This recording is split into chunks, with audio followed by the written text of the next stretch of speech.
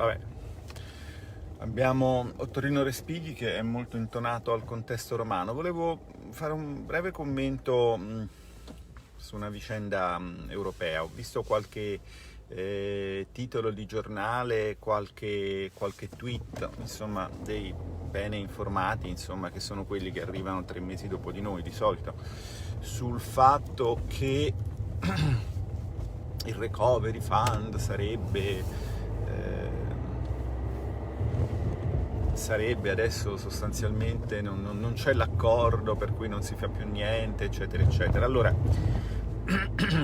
vi vorrei spiegare 2 meccanismi comunicativi diciamo tipici di questi strumenti e di questi negoziati.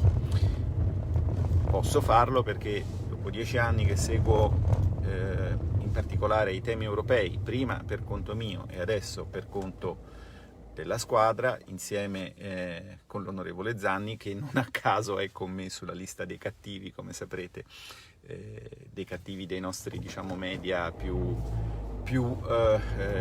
sensibili agli interessi esterni, insomma. Dopo 10 anni, insomma, qualche cosina di come funziona penso di averlo capito, e quindi in particolare penso di aver capito quando è il caso di preoccuparsi e quando invece i media, sensibili o meno a interessi esterni, spacciano semplice fuffa. Sì, indubbiamente, diciamo, questi meccanismi sono di 2 tipi. Il primo è che quando si diciamo, elabora un piano che deve asseritamente aiutare qualcuno nelle intenzioni, poi i risultati sono regolarmente diversi, lo si scrive, ci si scrive, lo si racconta fin dall'inizio che se gli aiuti generosamente offerti non raggiungeranno l'obiettivo, cioè salvare il paese di turno, la colpa è del paese di turno. Questo tipo di narrazione era molto evidente, per esempio, nel caso della Grecia. Nel caso della Grecia, quando ci fu il memorandum, il secondo memorandum in particolare, il documento del Fondo Monetario Internazionale in particolare, che operava nel contesto della Troika, la Troika è un coordinamento più o meno informale di 3 istituzioni, il Fondo Monetario, la Commissione Europea e la Banca Centrale Europea.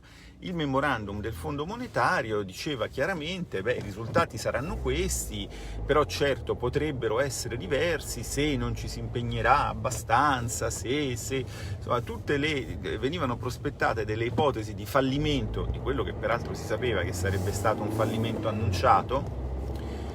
Apro e chiudo una parentesi per dire che retrospettivamente Olivier Blanchard ha ammesso su Twitter che sia lui che Cottarelli sapevano che quel piano avrebbe fallito, insomma, sostanzialmente, cioè erano consapevoli del fatto che quel piano si basava su ipotesi macroeconomiche, in particolare quelle relative al cosiddetto moltiplicatore. Ora non vi annoio con la teoria, ma che si sapeva essere palesemente false. Quindi loro sapevano che il piano non avrebbe salvato nessuno, ma nel piano scrivevano che se ove mai fosse fallito la colpa sarebbe stata dei greci. Questo meccanismo comunicativo è già all'opera adesso in Italia, ovviamente da parte di italiani naturalmente, cioè come sempre i più feroci esecutori di un regime coloniale sono reclutati fra i colonizzati, certo non fra i colonizzatori. Purtroppo anche noi, quando eravamo infelicemente in Africa, appunto, arruolavamo gli ascari, che erano notoriamente delle truppe non particolarmente diciamo così, sensibili ai temi che poi sarebbero stati iscritti nella Convenzione di Ginevra.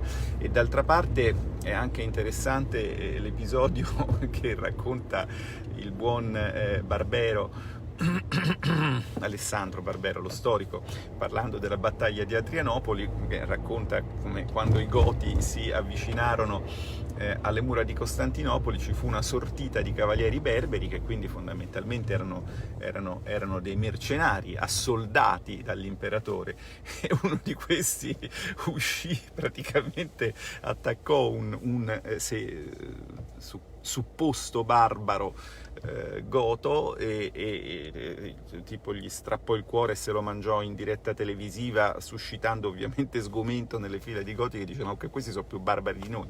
Insomma, ecco, immaginatevi che naturalmente a questo, ora che la guerra si combatte non più diciamo squartando o non solo squartando gli avversari e mangiandone le membra trepidanti, ma si combatte con l'informazione, naturalmente i più feroci disinformatori o comunque i più feroci avvelenatori di pozzi si trovano naturalmente presso i colonizzati.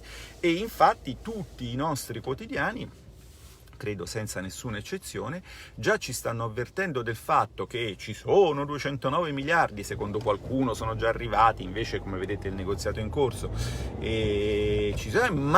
ma la colpa è nostra, anzi la colpa sarà nostra, anzi la colpa avrà stato nostra. Prego. Se fate le cose che non si devono fare, almeno fatele, cioè, vabbè, niente. Roma è un casino. La colpa avrà stato nostra, futuro anteriore grillino, quando tutto ciò sarà fallito, cioè quando i soldi non saranno arrivati, perché noi non avremmo saputo chiederli nel modo giusto. Quindi già si imputa a noi il fallimento del piano altrui sulla base di una nostra asserita incapacità di programmare, che peraltro, voglio dire, forse ci dovremmo porre il tema di come rendere più spedito e meno, diciamo così, europeanamente burocratico il processo di programmazione, perché c'è anche un tema di burocrazia europea. Noi non possiamo fare le battaglie, non possiamo credibilmente fare le battaglie per la semplificazione e per la sburocratizzazione in Italia e poi essere prosternati a quel gigantesco produttore di burocrazia che è la macchina amministrativa europea, perché altrimenti, diciamo così, non siamo coerenti con noi stessi e quindi non otteniamo, in questo caso effettivamente per colpa nostra, alcun risultato. Quindi la prima macchina è questa, la colpevolizzazione della vittima, ve la dico in breve. Nel caso della Grecia già si supponeva che non avrebbe tagliato abbastanza, ora quei tagli tutti dicono che furono sbagliati, ma allora dicevano in anticipo che non sarebbero stati abbastanza. Nel caso dell'Italia la colpa sarà quella di non aver pianificato abbastanza bene, sulla base di soldi che nessuno vedrà, o comunque quando li vedremo sapremo quanti sono, eccetera eccetera. Perché questo tema del pianificare su dei soldi che non ci sono mi ricorda piuttosto da vicino una cosa che è successa in Italia. Avete visto il credito d'imposta al 60% sulla sanificazione, che poi si è ridotto a essere al 9% perché l'Agenzia delle Entrate è stata costretta a rispettare il tetto di spesa imposto dalla norma al comma 4, un comma piccolino che nessuno aveva letto, e quindi ha dovuto ripartire fra una enorme platea di richieste i 200 milioni stanziati. Ecco, immaginatevi che per esempio nel rapporto fra l'Italia e l'Europa siamo in una situazione simile a quella che si è verificata nel rapporto fra l'imprenditore che cercava di pianificare e che quindi metteva un credito d'imposta in conto e lo Stato. La colpevolizzazione delle vittime. Secondo meccanismo. Allora, questi devono allora, siccome l'Europa, diciamo così, è in perenne divenire, cioè non è scritto da nessuna parte, diciamo, quale è la forma del progetto europeo. Cioè, ve la banalizzo. Supponiamo che si decida che si vuole fare una monarchia europea, no?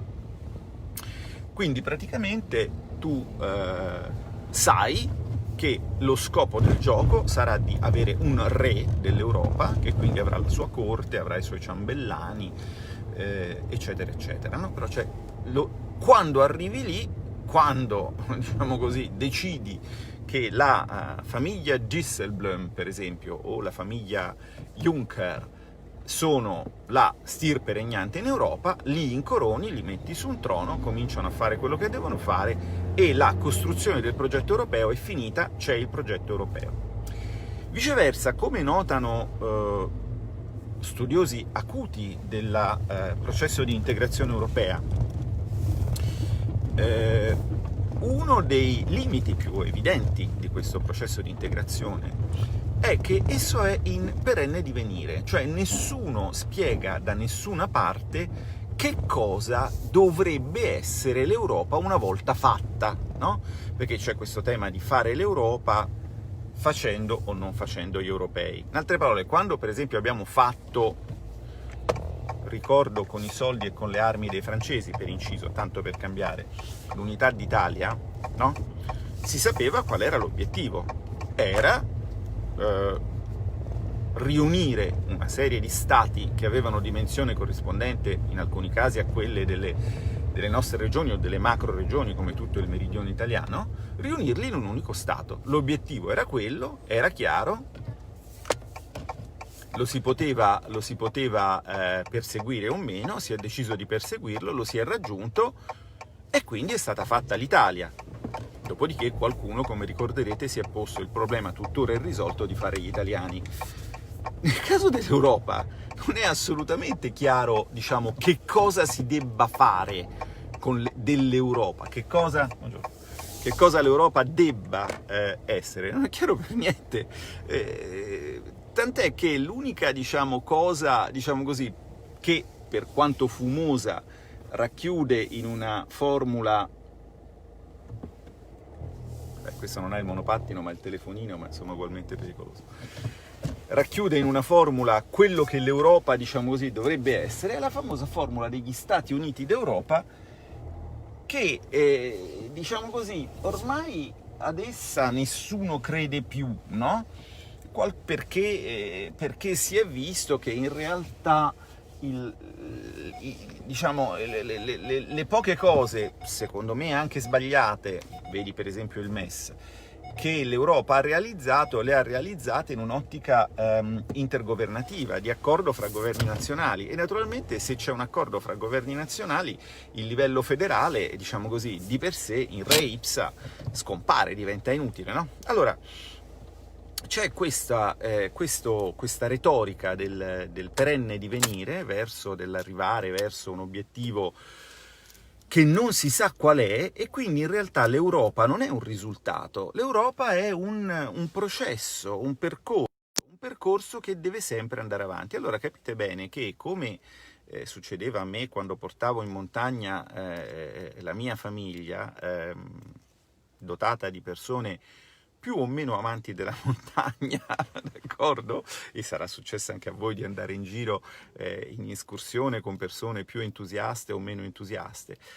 Insomma, vedere il punto di arrivo, saper dare un tempo, saper dare un obiettivo è qualcosa che in qualche modo, aiuta, rincuora, no? C'è il rifugio ci arriviamo fra mezz'ora o fra, se lo vuoi quotare in metri, fra, non so, 200 metri, altri 200 metri di dislivello, eccetera, eccetera. Allora, torno al meccanismo comunicativo e torno alla notizia di oggi che il negoziato il recovery fund è in pericolo, ma magari fosse, eccetera, eccetera. Torno su questo. E per sostenere il morale della truppa, d'accordo? Un sentimento minimamente positivo dell'opinione pubblica nei riguardi di questo eterno processo, bisogna regolarmente enfatizzare il fatto che sono stati raggiunti importanti obiettivi e che quindi il negoziato ha fatto importanti passi avanti, accordo storico, tutta una serie di accordi storici verso il nulla, sostanzialmente, no? Verso il nulla, perché è verso una cosa che non si sa che cos'è. Nessuno sa che cosa l'Europa potrebbe diventare, nessuno sa che cosa l'Europa vorrebbe diventare. L'unica cosa, sensata era quella che disse Lenin più o meno negli anni della Prima Guerra Mondiale, un accordo per la spartizione delle colonie, dove al posto delle colonie questa volta c'è la Grecia e l'Italia, ma insomma una volta c'erano le colonie africane. Nessuno lo sa, ma tutti, proprio perché non lo sanno, hanno l'esigenza di far capire che è una gran figata, dove si fanno passi avanti decisivi per la storia dell'umanità. questa retorica sempre della battaglia decisiva, no? Questa retorica della battaglia decisiva che vedi alla voce sempre importanti lezioni di storia di Alessandro Barbero, che vi illustrano la retorica della battaglia decisiva. E allora però è fondamentalissimissimo drammatizzare le sceneggiate napoletane, come quella che stanno facendo adesso olandesi e tedeschi sul tema dei cosiddetti ceilings, sul tema della cosiddetta rule of law. Ve lo dico in inglese perché tanto non vorrebbe dire niente neanche se ve lo spiegassi in italiano. Sono semplicemente delle schermaglie che si verificano a ogni ciclo di programmazione del bilancio, quindi ogni 7 anni. Quindi l'ultima volta che ci siamo dovuti occupare di questa roba era fra la fine del 2013 e l'inizio del 2014, ne abbiamo parlato anche nel dibattito, cioè nel mio blog, che, diciamo così, hanno solo lo scopo di alzare la tensione. Oddio, oddio, non arriva la pioggia di miliardi, oddio, no? Per mettervi un pochino in ansia, mettervi in ansia sul nulla, per poi, accordo storico, per poi farvi esultare sul nulla nel vostro percorso verso il nulla. Ora, diciamo così, che il percorso di quelli che non hanno una fede sia un percorso comunque verso il nulla, questo già lo sapevamo. Chi ha una fede sa verso dove va il suo percorso, e chi è un cittadino europeo tragga le sue conclusioni. Cittadino europeo peraltro non vuol dire nulla, ecco, tanto per cambiare, tragga le sue conclusioni da questa esposizione dei 2 meccanismi comunicativi con cui la stampa ascara ci intrattiene in questo periodo: la colpevolizzazione della vittima e la drammatizzazione del nulla per esultare sul nulla. Buon nulla a tutti!